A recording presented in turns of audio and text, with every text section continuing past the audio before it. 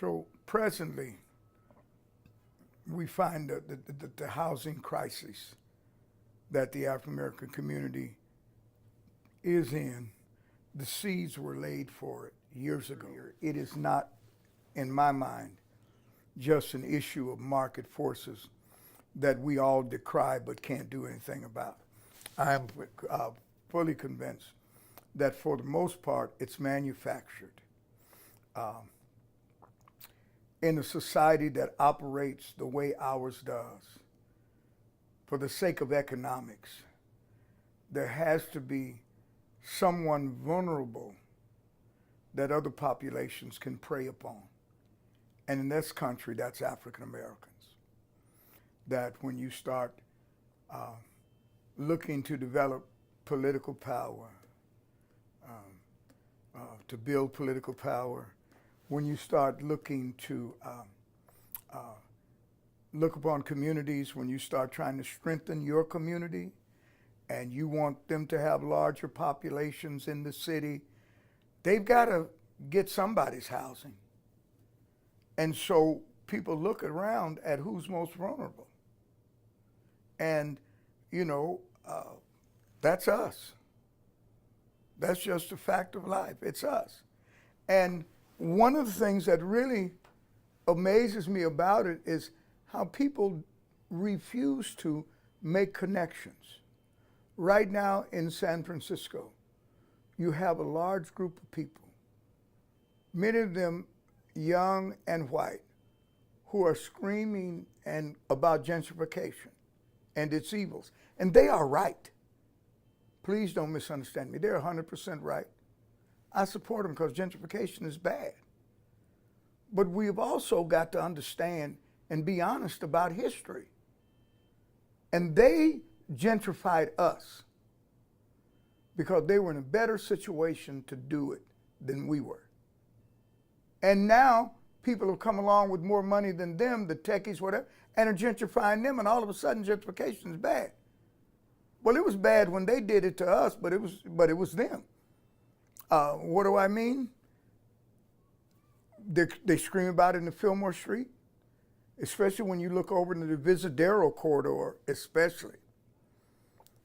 That was all black. Now all these other young people have come, and now that they've got, they've got places that sell coffee and a piece of toast for $8. Now gentrification is bad. But the shops they're replacing were the shops that replaced our shops on the Visadero. The clubs they're going to replaced our clubs on the Visadero.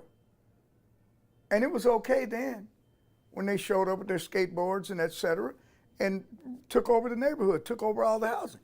Well, and here's where their confusion comes in. They don't see themselves as wealthier than anybody. And individually, they're not. But the problem we had was we had families. So your family and you and your partner may need a 3-bedroom because you got kids. Only one of your bedrooms is bringing in income.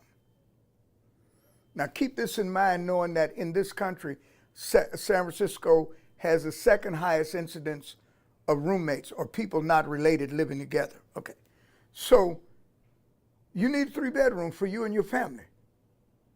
Only one bedroom is bringing in income.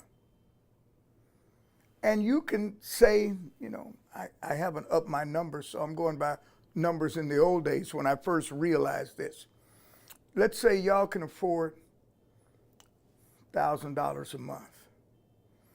Your bedroom may have 1 or 2 incomes, but that's all you can afford. Well, here I come. I need the same 3-bedroom. Now my household consists of me and my partner, my friend and her partner, and maybe we got a third friend who's alone. So now our house has 5 incomes trying to compete with yours. Well, we're not rich. We know we're not, because all I can afford is $300 a month. We pay $300, me and my partner. The couple in the bedroom next to us pays $300 each. You see? Now we're up to $900. If me and my partner only paid that, and the last one pays $3, that's $12. Now if we all pay $3, that's $15. We're not paying very much because personally we don't have very much. But we can outbid you and your family. We can outbid children because children have no income. So, and in the Mission District and in the Fillmore, that happened in the areas in the Haight and the Haight Fillmore, that happened. And so we're left out. And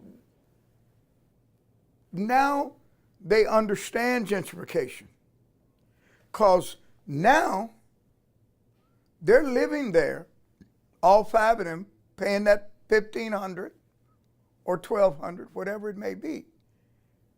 And here our buddy shows up who's a techie, and he can bid them out by himself or by herself.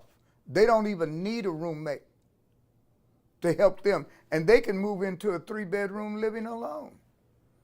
And that's what's happening now. So people don't recognize their participation in it.